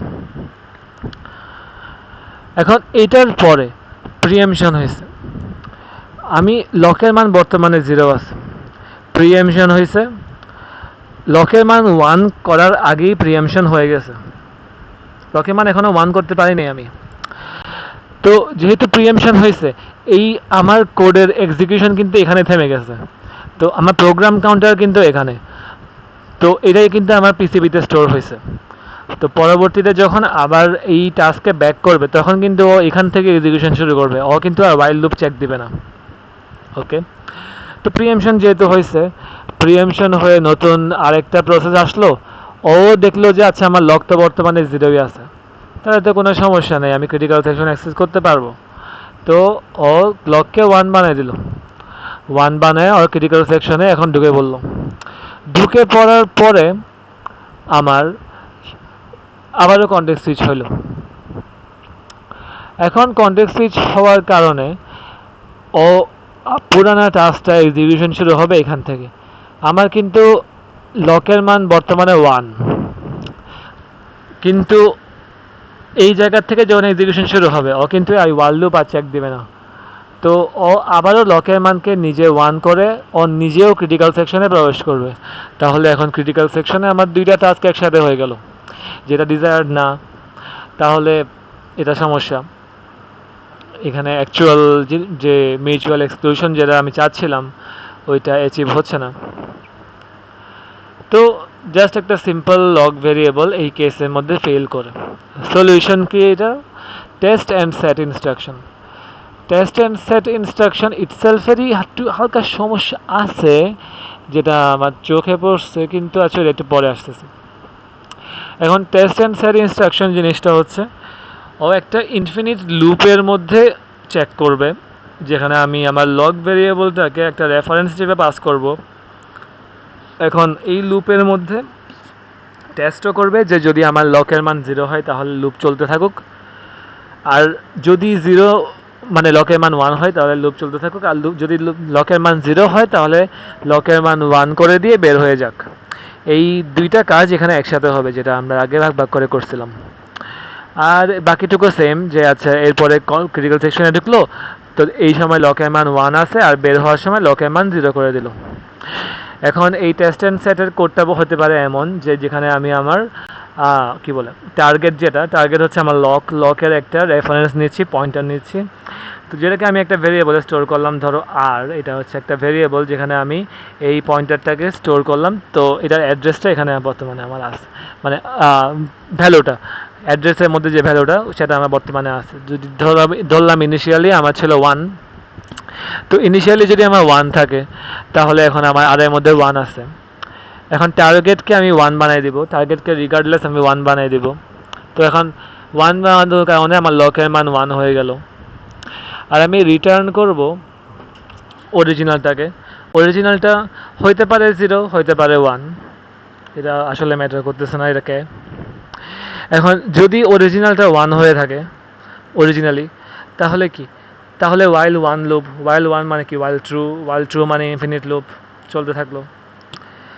আর যদি অরিজিনালটা 0 হয় তার মানে তাহলে ওকে ও ব্রেক করতে পারতেছে, তো ওয়াইল লুপ ব্রেক হয়ে গেল। কিন্তু আমি তো আমার লগ ভেরিয়েবলের মান 1 করে দিছি রিগার্ডলেস। লগ ভেরিয়েবলটার মান কিন্তু 1ই আছে।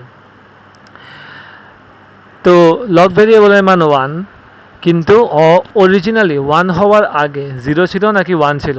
যদি আগে থেকেই 1 থাকতো তাহলে ও লুপে আটকে থাকবে যতক্ষণ না অন্য কোনো একটা টাস্কে ক্রিটিক্যাল সেকশন এক্সিট করার সময় লককে 0 না বানায় দেয়।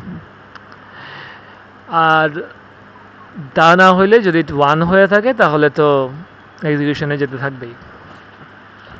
এখন এখানে আমার যে একটা প্রশ্ন ছিল, যেটা নিয়ে তোমরা চাইলে দেখতে পারো, ওটা হইলো ধরলাম অন্য কোনো একটা প্রসেস আমার এই লককে 0 বানাইলো।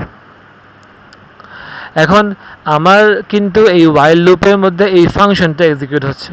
এই ফাংশনের মধ্যে কিন্তু 3টা লাইন এক্সিকিউশন হয় পরপর সিকোয়েন্সিয়ালি, যে আগে আমি ওল্ড ভ্যালুটা অ্যাসাইন করতেছি, তারপর আমি 1 বানাচ্ছি, তারপর আমি রিটার্ন করতেছি।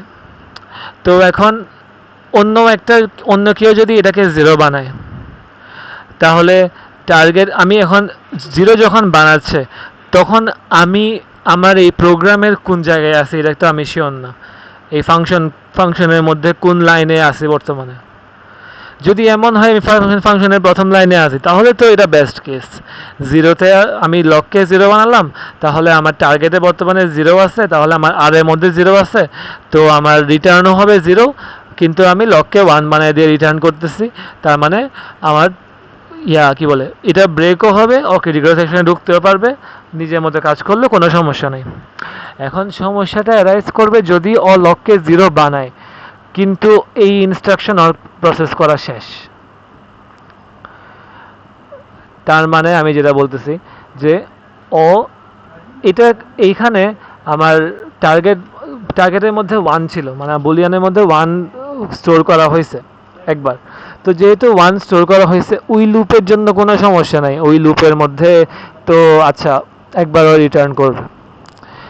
কিন্তু ও এখানে 1 সেট করার পরে ও লককে 0 বানিয়ে দিছিল, মানে আমার এখানে 1 সেট হয়ে গেছে, তারপরেই অন্য কোনো একটা টাস্কের কারণে এই লকটা জিরো সেট হয়ে গেল। এই লকটা জিরো সেট হওয়ার পরে আবার এই লাইনে এসে লককে আবার ওয়ান বানিয়ে দেওয়া হলো, কিন্তু অ্যাকচুয়ালি তো না।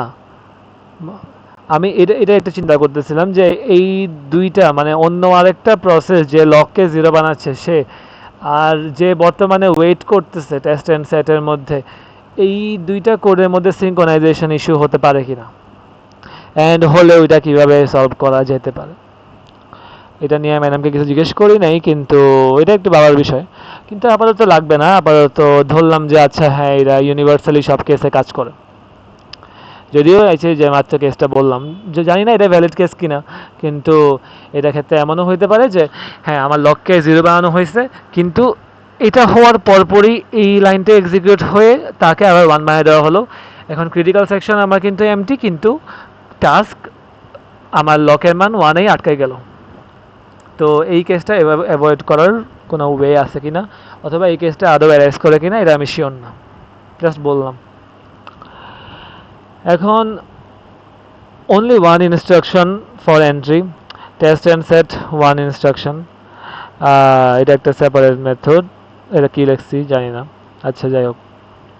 মানে তো একটা একটা মানে এখানে ডেমনস্ট্রেট করার সময় এভাবে বলা হয়েছে যে একটা সিঙ্গেল ইনস্ট্রাকশনেই আমার এন্ট্রি সেকশনটা হয়ে যাচ্ছে, যদিও এই সিঙ্গেল ইনস্ট্রাকশনের মধ্যে সাব ইনস্ট্রাকশনস আছে। এখন ওই তিনটা লাইনকে কি এক লাইনে কম্প্রেস করা যায় কিনা কোনোভাবে তা আমি জানি না, যাই হোক। এখন বাকি কাজ বাকি জিনিসগুলো তো বললামই, সিঙ্ক্রোনাইজেশনটা জিনিসটা চিন্তা করতে বলছিলাম নিজেকে, যাই হোক। কিন্তু এই তো লকের থেকে test and set obviously better. Test and set progress আর মিউচুয়াল এক্সক্লুশন দুইটাকেই অ্যাচিভ করে থিওরিটিক্যালি, যেটা বললাম।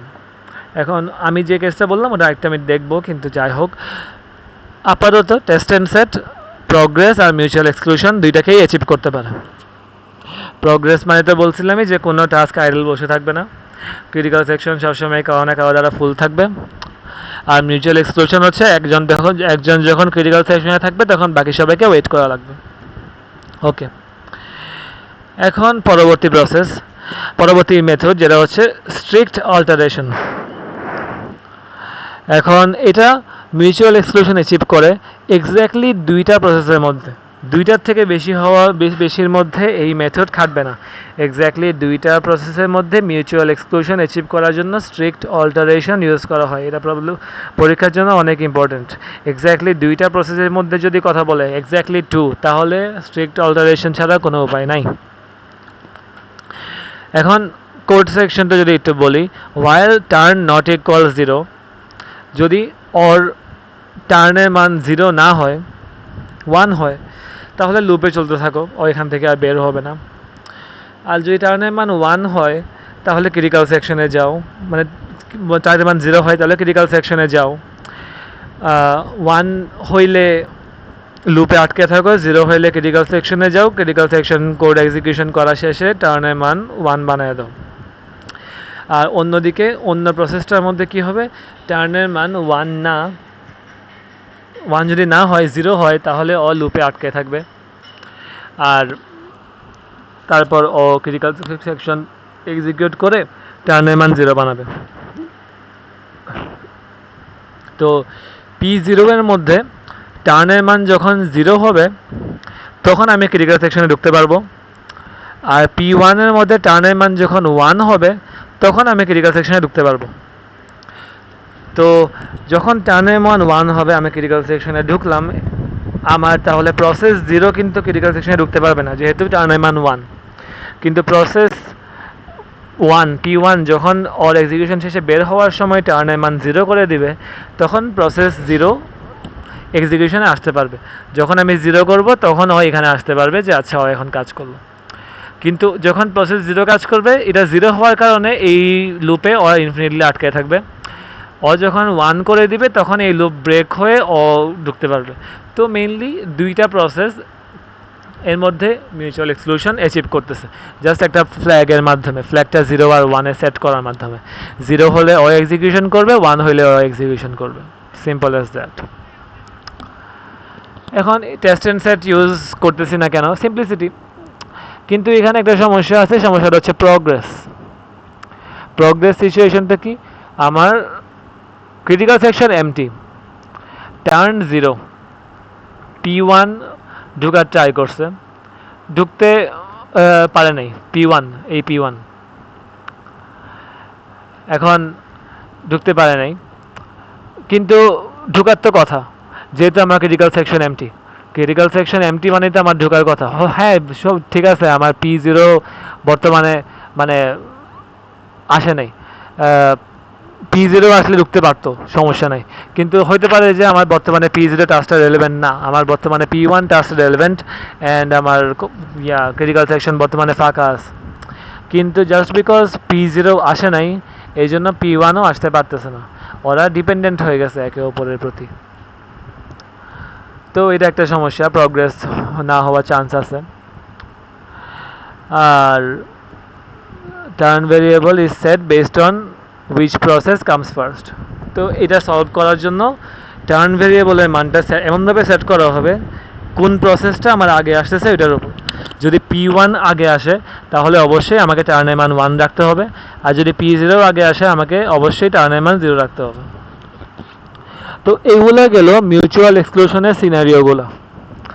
এখন মিউচুয়াল এক্সক্লুশন থেকে একটু বের হয়ে অন্য আরেকটা কনসেপ্টে যাচ্ছি, যেটা হচ্ছে সেমাফোর।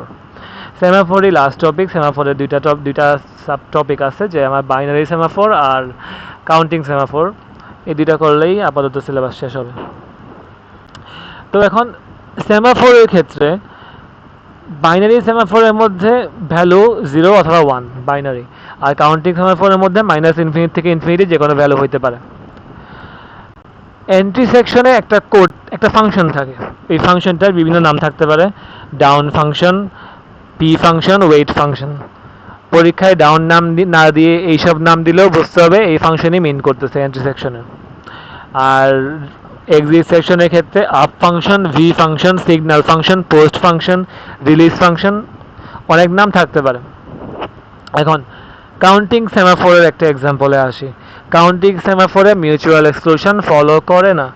এটার মেইন কনসেপ্টটাই হচ্ছে আমার একই সাথে কয়েকটা প্রসেস ক্রিটিক্যাল সেকশনে থাকতে পারবে। তো এখানে মিউচুয়াল এক্সক্লুশন নিয়ে কোনো চিন্তা করা লাগবে না যে হ্যাঁ আরে এখানে তো মিউচুয়াল এক্সক্লুশন হয় নাই, হওয়া লাগবে না। এখানে সেমাফোরটা কাজ করতেছে এইভাবে, টাস্কগুলোর মধ্যে সিনক্রোনাইজেশন করা হচ্ছে এইভাবে, যাতে করে মাল্টিপল প্রসেস সেম ক্রিটিক্যাল সেকশনে থাকতে পারে। ওকে, তো যেহেতু বললাম, এখন একটা ডাউন ফাংশনের স্নিপেটে যাই, যে সেমাফোর এস। প্রত্যেক সেমাফোরের মধ্যে তার একটা ভ্যালু থাকে, আর তার একটা সাসপেন্ডেড লিস্ট থাকে সেমাফোরের জন্য। তো ডাউন ফাংশনে আমি কি করতেছি, ভ্যালুকে 1 কমাই দিচ্ছি, চেক করতেছি যে ভ্যালু 0 থেকে কম কিনা। 0 থেকে যদি কমে যায় আমার ভ্যালু, তাহলে প্রসেসটাকে, বর্তমানে যে প্রসেসের জন্য আমার ডাউন ফাংশনটা কল হয়েছে, ওই প্রসেসকে সাসপেন্ডেড লিস্টে পাঠিয়ে দিয়ে স্লিপে যাওগা। আর যদি 0 এর থেকে কম না হয়, হায়ার হয়, 0 অথবা তার থেকে বেশি, 1 কমানোর পর 0 অথবা তার থেকে বেশি, তাহলে আমার বর্তমানে ক্রিটিক্যাল সেকশনে আমি এটাকে অ্যাক্সেস দিতে পারবো। তো তুমি নিজের মতো কাজ করো, রিটার্ন করো, তো ক্রিটিক্যাল সেকশনে অ্যাক্সেস পাবে। আপ ফাংশনের ক্ষেত্রে কী হবে, আপ ফাংশনের মধ্যে আমি ভ্যালুকে 1 বাড়াই দিব। তো 1 বাড়াই দেওয়ার পর চেক করবো ও কি 0 সমান বা ছোট কিনা। সমান বা ছোট, কারণ 1 বাড়াইছি, -1 যদি থাকে 1 বাড়ানোর কারণে ও এখন 0 হয়ে যাবে। সমান বা ছোট কিনা, যদি সমান বা ছোট হয়, তাহলে আমার এই সাসপেন্ডেড লিস্ট থেকে যে কোনো একটা প্রসেসকে চুজ করে তাকে ওয়েক আপ করায় দাও। যে আগে স্লিপ অবস্থায় ছিল তাকে ওয়েক আপ করাও। দাঁড়াও, আমার একটা কল আসতেছে। আচ্ছা, তো যাই হোক, যেখানে ছিলাম, তো কইছিলাম, আচ্ছা এখন আপ ফাংশনের মধ্যে কাহিনী কি? আপ ফাংশনের মধ্যে যেটা বলছি, যে আমার ভ্যালুটাকে 1 করে বাড়ানো হইতো, আর কি বলে, ভ্যালুটা যদি আমার 0 থেকে সমান বা ছোট হয়, তাহলে 0 থেকে সমান বা ছোট মানে কি, 1 বাড়ানোর পরে, তার মানে অরিজিনালি কত ছিল, -1 ছিল, যদি 0 সমান হয়, তার মানে তো তাহলে একটা প্রসেসকে আমি সাসপেন্ডেড লিস্ট থেকে সিলেক্ট করব, আমার যেখানে সাসপেন্ডেড লিস্টে রাখা হয়েছিল অনেকগুলো প্রসেসকে সিলেক্ট করে তাকে ওয়েক আপ করাবো। তো এটা দিয়ে কোড দিয়েই মেনলি বোঝা যাচ্ছে যে আমার নেগেটিভ ভ্যালু হইলেই সাসপেন্ডেড লিস্টে রাখা হচ্ছে। তো আমার -5 দিয়ে মেনলি মিন করতেছে আমার সাসপেন্ডেড লিস্টে বর্তমানে 5টা টাস্ক আছে। তো 0 হওয়া পর্যন্ত আমি সাসপেন্ডেড লিস্ট থেকে টাস্ক নিয়ে নিয়ে সরাবো।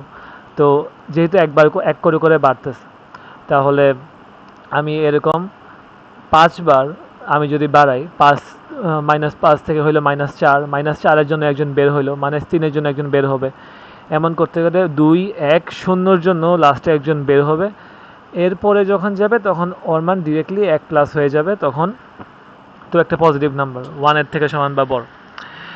তো মেইনলি তার প্রায়োরিটিটা বেসিসটা এমনভাবে হবে যে সবসময় ওর প্রথমত একটা নির্দিষ্ট পরিমাণ টাস্ককে ও অ্যাক্সেস দিবে ইয়াতে যাওয়ার জন্য, কি বলে, ক্রিটিক্যাল সেকশনে যাওয়ার জন্য, যেটা হচ্ছে আমার সেমাফোরের অরিজিনাল ভ্যালু। যেটা অরিজিনাল ভ্যালু, ধরো আমার অরিজিনাল ভ্যালু যদি আমার 3 হয়, 3 মানে হচ্ছে ও অরিজিনালি 3টা টাস্কে আমার ক্রিটিক্যাল সেকশনে থাকতে দিবে।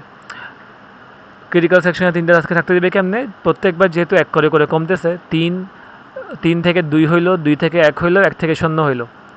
তো 0 হওয়ার পরে যখন 0 হওয়া পর্যন্ত ও ক্রিটিক্যাল সেকশনে অ্যাক্সেস দিছে, 0 থেকে যখন এর পরবর্তী লুপে -1 হয়ে -1 হয়ে যাবে, তখন তাকে ফেলে দিবে আমার সাসপেন্ডেড লিস্টে। আর আপ ফাংশনে যখন যে 3টা টাস্ক ক্রিটিক্যাল সেকশনে ছিল, ওখান থেকে যদি কেউ একজন বের হয়ে যায়, তো আমার বর্তমানে কিন্তু একটা টাস্ক সাসপেন্ডেডে, মানে কি আমার বর্তমানে ভ্যালু হচ্ছে -1। একজন যদি বের হয়ে যায় তার মানে ভ্যালু 1 বাড়ায় দিবে, 1 বাড়ায় দিয়ে -1টা হয়ে যাবে 0। -1 যদি 0 হয়ে যায়, তাহলে ও বুঝতে পারবে যে তাহলে আমাকে সাসপেন্ডেড লিস্টের থেকে একটা টাস্ককে সিলেক্ট করে ওকে আমি রেডি করে রাখবো, যে আচ্ছা এখন ওই টাস্কটা বর্তমানে রেডি অবস্থায় আছে, তো যে কোনো সময় এক্সিকিউশনে যেতে পারবে। নেক্সট ক্রিটিক্যাল সেকশনের অ্যাক্সেস আমি ওকে দিব। তো এই জিনিসটাই মেনলি কাউন্টিং সেমাফোর করতেছে, যে একটা নির্দিষ্ট পরিমাণ টাস্কে আমি এখানে অ্যাক্সেস দিতেছি ক্রিটিক্যাল সেকশনে থাকার, আর আমার সাসপেন্ডেড লিস্টে যারা জমা হচ্ছে ওরাই পরবর্তীতে ক্রিটিক্যাল সেকশনে অ্যাক্সেস পাবে, এটা এনশিওর করতেছে। এটা এখানে ব্যাখ্যা দেওয়া হয়েছে, যদি কোনো কারণে এস এর মান 0 থেকে কম হয়, এই তো মানে এই ব্যাখ্যাটা সেম ব্যাখ্যা, আর বলে লাভ নেই। এখানে একটা এক্সাম্পল দিয়েছিল এস এর মান 3-এর জন্য। তো P1 ডাউনে এস এর মান 2 হয়েছে, 0 থেকে বড়, ক্রিটিক্যাল সেকশনে ঢুকছে। P2 ডাউন ফাংশন এস এর মান 1, 0 থেকে বড়, critical section. P3 down function S এর মান 0 এর সমান, ক্রিটিক্যাল সেকশন। এখন P4 ডাউন এস এর মান -1, 0 থেকে ছোট, P4 এখন আমার সাসপেন্ডেড লিস্টে চলে গেল। P5 এর জন্য সাসপেন্ডেড লিস্টে চলে গেল। তো এখানের মধ্যে এস এর মান -2 আর সাসপেন্ডেড লিস্টে আছেও 2টা, তার মানে আমার সাসপেন্ডেড লিস্টের মান যদি -x হয়, তার মানে আমার বর্তমানে এক্সট্রা টাস্ক আছে ক্রিটিক্যাল সাসপেন্ডেড লিস্টের মধ্যে। তো এই তো, আর যদি পরবর্তীতে ফ্রি হয় তাহলে ও ডিরেক্টলি রেডিতে যাবে। ওকে, আর রেডিতে যখন যাবে ওকে আর ওই আপ ফাংশনের মানে এই ডাউন ফাংশন ওকে আর পার করতে হবে না, যেহেতু ডাউন ফাংশন অলরেডি এক্সিকিউট করে ফেলছে, ও এখানে স্লিপ অবস্থায় আছে। ওয়েক আপ যখন হবে ওই এখানে স্লিপ থেকে এক্সিকিউশন করা শুরু করবে। তো তার মানে ওরটা ডাউন ফাংশনের সব চেক পার করে ফেলছে, তো ওকে আর কোনো চেক পার করতে হবে না, ও ডিরেক্টলি ক্রিটিক্যাল সেকশনে চলে যাবে। ও আবার অ্যাক্টিভেট হওয়ার জন্য কোনো নতুন করে এস ভ্যালু এর মান চেঞ্জ করবে না আর কি। তো এখন যখন আমরা P1 এর কাজ শেষ, এই এক্সাম্পলের জন্য P1 এর কাজ শেষ, এক্সিট করব, এস এর মান -1, 0 এর সমান বা ছোট, তাহলে P4 কিন্তু P5 না, P4 আগে ঢুকছিল, তো P4 কে এখন আমি রেডি কিউতে রাখলাম। P2 এর কাজ শেষ, P2 বের হয়ে গেল, এস এর মান এখন বেড়ে -1 থেকে 0 হইল, 0 এর সমান, এখন P5 রেডিতে গেল। P3 এর কাজ শেষ, এক্সিট করলো, এস এর মান 1, 0 এর থেকে বড়, তার মানে কি আমার সাসপেন্ডেড লিস্ট বর্তমানে এমটি 1, মানে সাসপেন্ডেড লিস্টটা বর্তমানে এমটি, তাহলে আমার কোনো কিছু চেক করা লাগবে না।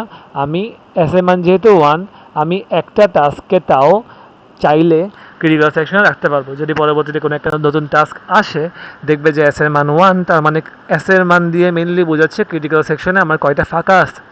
তো এস এর মান যেহেতু 1, আমি ক্রিটিক্যাল সেকশনে ওকে অ্যাক্সেস দিতে পারবো।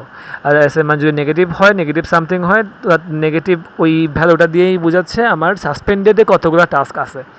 তো নেগেটিভ যদি 10 হয়, ওই অবস্থায় যদি আমি নতুন একটা টাস্কে আনি, তাহলে ও নেগেটিভ 11 হয়ে গেল। তার মানে ওই টাস্কটা এক্সিকিউট হওয়ার আগে সাসপেন্ডেড লিস্ট থেকে আরও 10টা টাস্ক তার আগে এক্সিকিউট হবে, যেহেতু এটা একটা queue system, first in first out. তো P4 P5 কি বলে, won't decrease the S value anymore as it won't go through the down anymore. এই P4 P5 এর জন্য আর ডাউন ফাংশনের ভিতর দিয়ে যাবে না, ও ডিরেক্টলি রেডিতে যাবে। তো রেডি থেকে ও পরবর্তীতে সার্ভিস পাবে, ডিরেক্ট সার্ভিস যখন লাগবে ও তখন ডিরেক্টলি কোড সেকশন ক্রিটিক্যাল সেকশনে যাবে।